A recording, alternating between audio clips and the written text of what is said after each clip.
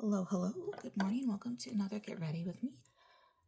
It's early morning. I feel like my throat was giving out for a second, but it's not.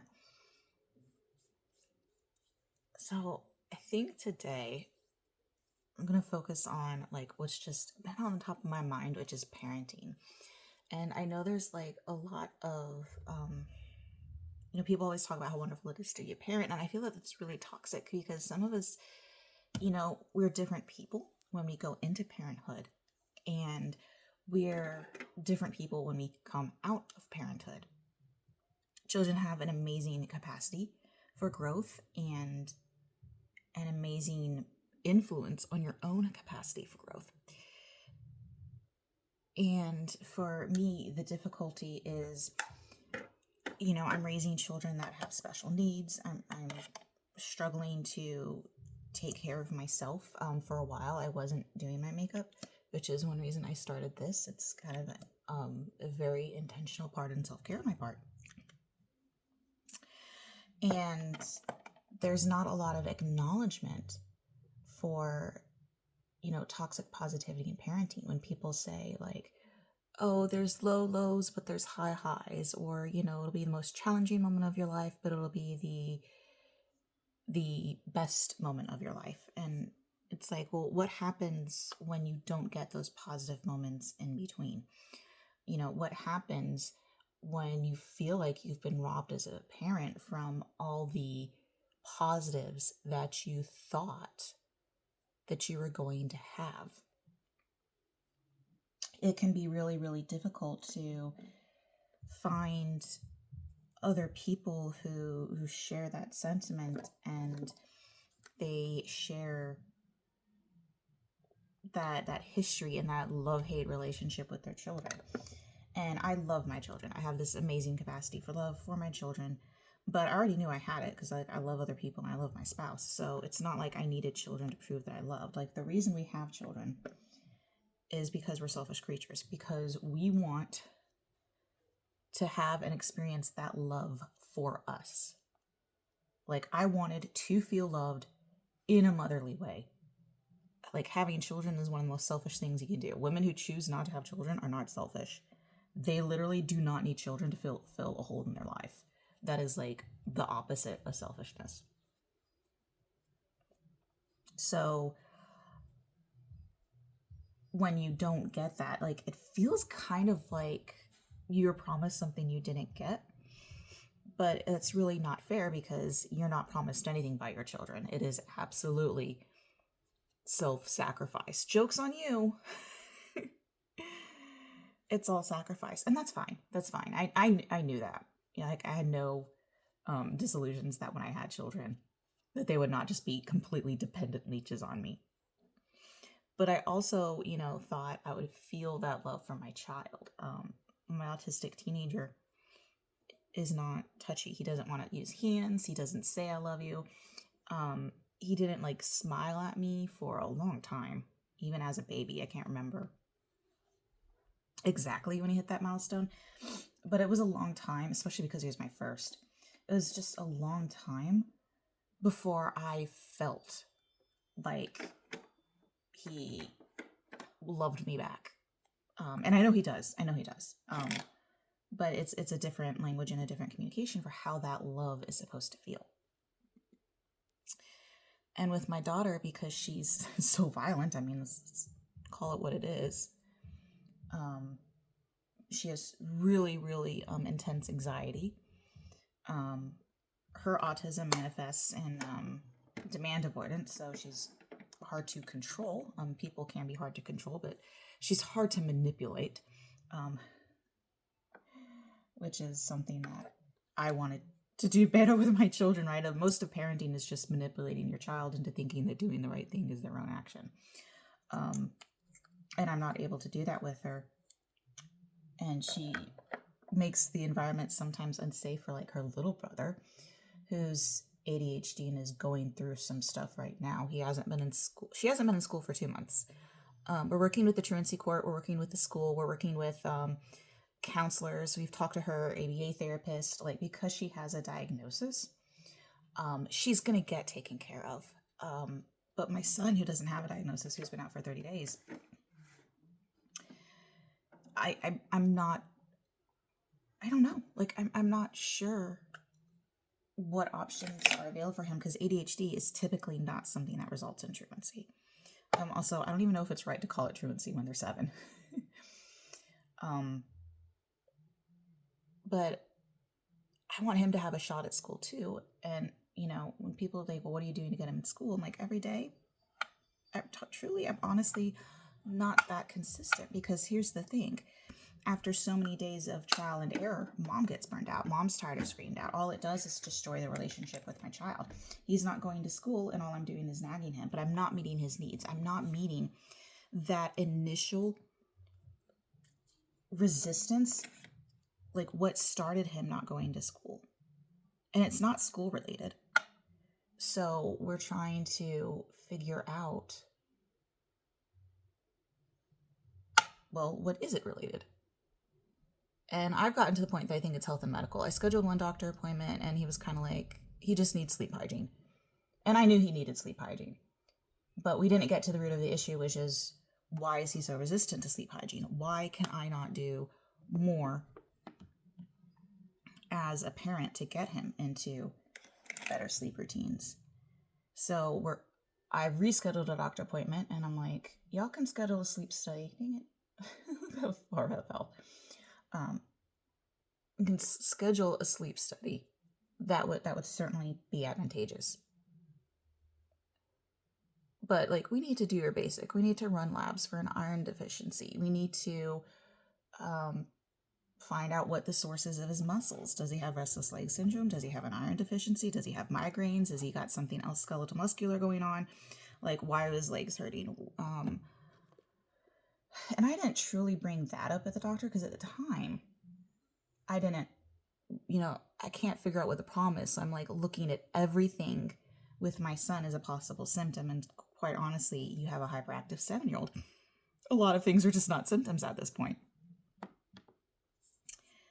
But for the things that are, I want to find them. And I'm just being told that basically it's my crappy parenting. And it's like, no, loving your child is not crappy parenting. You pulling out your hair and does not make you a better parent. Than the one who's got it pulled together, and vice versa. Having it pulled together doesn't make you a better parent. It just means you're parenting different children. So I'm not sure. I don't know what I'm doing with all this green, by the way. I'm just working with it. Like, I'm not sure what my kid's issue is, but I know that I'm the only adult in his world right now, because he won't go to school, so he won't talk to the counselor. He's 7. He's not going to go talk to the principal. He's not going to open up in a strange adult. He doesn't have his grandma and grandpa close by. His dad's not in the picture right now. So, like, I'm it. If I destroy that relationship with my kid, he doesn't get anything else. And I think that's super important to remember, because people are like, you're not your kid's friend, you're their parent. And it's like, oh no, I am my kid's friend. I'm his only adult friend. I'm his only safe contact. That is part of parenting. And I think people like obviously mean that for like people who choose not to parent, who don't ever turn off that like friend button. But like part of being a good friend is parenting. And discipline, and like being honest with your kid. So like I do respect that. But like I also can't imagine a world in which I just yell at my kid all day, every day for 8 hours. Not to mention I have to work. So the only reason I'm getting this much fallout is because it's powder shadowed. So like, please don't judge lethal. I should not be using the shade without repressing it. That's terrible.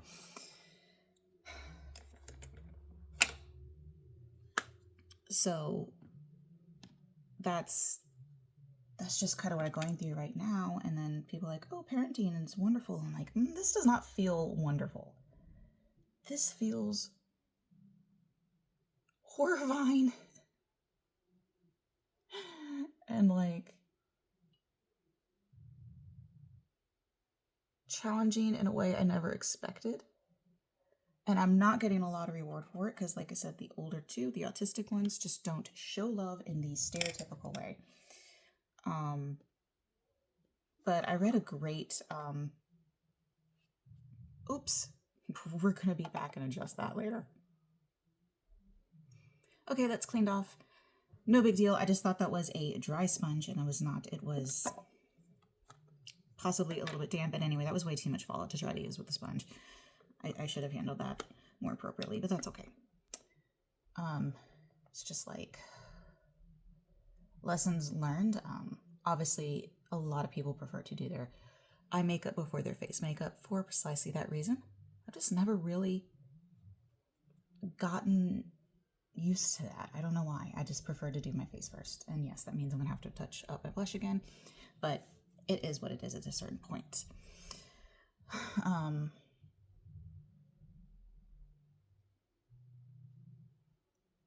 So I don't know, like I'm trying to be my children's friend, and I know that's like not the right answer, but like I don't think you can be a good parent and not take care of your child's psychological safety. Like if there's something going on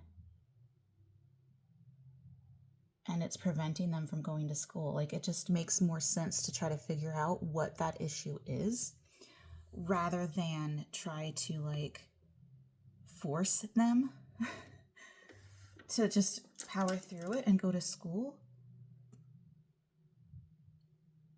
Like, even if your child doesn't have a diagnosis, doesn't make sense to take that route.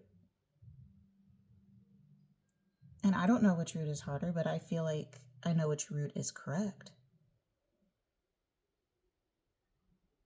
And, you know, if you have children, they don't need a diagnosis to be difficult. If you have children who have psychological problems, again, with or without a diagnosis, it is harder to take care of them. It just is. Like, I wouldn't equate, you know, like, I want more of this lime green. It's really pretty. I wouldn't equate, you know, raising able-bodied children with the same level of difficulty as, you know, saying, oh, my kid's paralyzed from the waist down. But it's exactly the same. I'd be like, no, you have a set of challenges that make it harder. And, well, hi, dog, someone must have let you in because you don't have thumbs. It is just something no one talks about. And, like, it just ends up feeling, like, really lonely and isolating because you start to wonder what you're doing wrong as a parent. But the reality is, you're probably not doing anything wrong as a parent. Like, the data's out there. We already know that you have less influence as a parent than you really want to have on your child's personality, on your child's interest, on your child's success. Like, honestly, just be, you know, inherently wealthy. That's going to determine your child's success. No amount of piano lessons. And no amount, like all A's in school, at the end of the day, doesn't matter. I was a straight A student. You know how far that got me? Right back in school. That's all that does. And it's, you know, I don't even know if it's contribute to like long-term health outcomes for my children. But I can tell you, in the immediate needs of my child right now, they need an advocate. I think that is the calling of parenting, is just like being your kid's voice while they're figuring out theirs. And that means I'm not making my child go to school. Do I want them to go to school? Heck yeah. But I have to figure out what's going on in their voice. Like, what are they thinking of? What do they need to say? What do they need me to say for them? before I just shove it down their throat. And there's just a lot of internal judgment on that. Especially because, like, a lot of the school administrators and stuff, when they see that behavior, they're just like, I don't know what this is. Because they've never seen it before either. And I'm like, that's not good. It's not good when you're stumping school administrators. It's like, you're supposed to be the experienced one. And of course, they lean on mom. Like, what do you think your child needs? And it's like, if I knew what my child needed, we wouldn't be here. I was hoping you knew. I only have the experience of my child, which, don't get me wrong, is a very good experience to have. But, like, you've seen, thousands of kids. I was hoping you knew what to do. So that can also make you feel a little bit more alone as a parent. And then, every time you get on the internet, don't listen to anyone on the internet who tells you what to do. I mean, period, dot, but especially with parenting, because they don't know your kids. But, like, just, people saying, oh, feed your kids this, don't feed your kids that, and it's all misinformation. And it's like, this is what you need for your child to be successful. And I'm like, can you help me keep my child alive? Like when you're listening to your child breathe at night and you're just like, you don't even hear the air going in and out. It's just constant phlegm. And you're just like, how? Like, maybe that's why he's not sleeping at night. And the doctor's like, no. Mild obstruction, seasonal allergies. Nah, it's not that bad. I'm like, okay, well, maybe it's this. And he's like, we're not ready for a sleep study. I'm like, okay, well, maybe it's this. And I need a bat wing a little bit right there in my liner. And you just, it becomes like a constant parade of implying that it's the parent. And most of the people in my life have been extremely kind about it. But like I said, there's self-judgment. That plays super heavily and is influential in, what I think my parenting should be. And so you have to let go of the shoulds. That's one of the things that, like, my mental health counselor has kind of got on to me about, and what's really happened to me in my own coaching practice is, like, when you hear that word should, that's a trigger word that tells you that something is going on. There's some sort of mismatch between how they want to be and how they're perceiving themselves. So I can tell you there's a way that I want to be parenting and how I'm being forced to parent. And it's not glamorous. It's not easy. It's those fun moments don't happen. Like, we don't take our kids out because we know there's going to be meltdowns. We haven't eaten out in a restaurant without my grandparents, so that the kids, are physically outnumbered.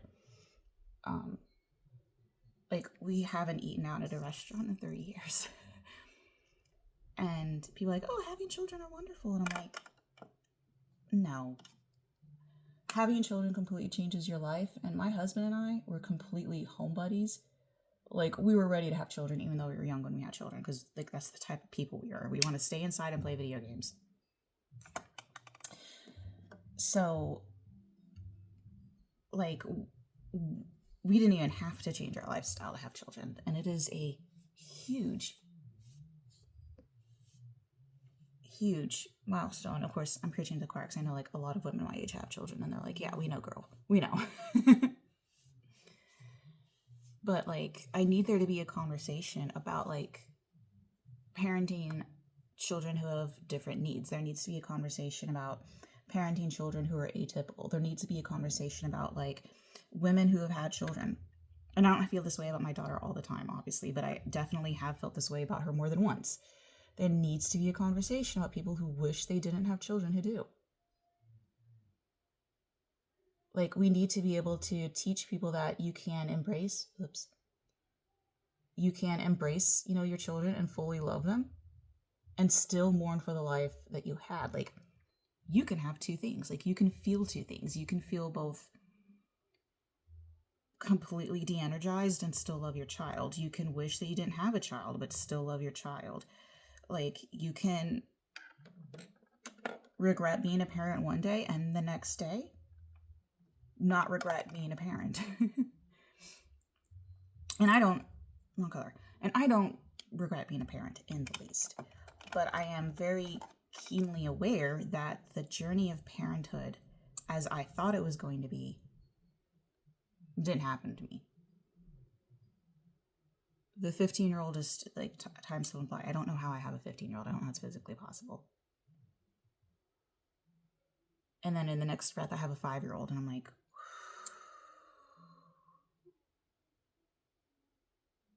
how? I remember you at this age. You looked exactly like, you have all those warm fuzzies as a parent because, despite, what I say about how difficult it is to love children, your love just continues to grow. We just need to have conversations to help people who are struggling. And I guess that was the point of today, was just like,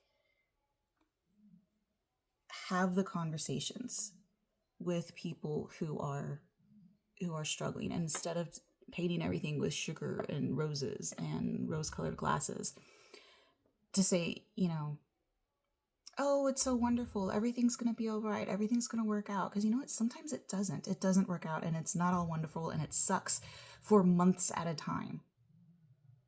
But just to take that person under your wing and actually help them, actually go do their laundry, do their dishes, watch that child that you don't want to watch, that one.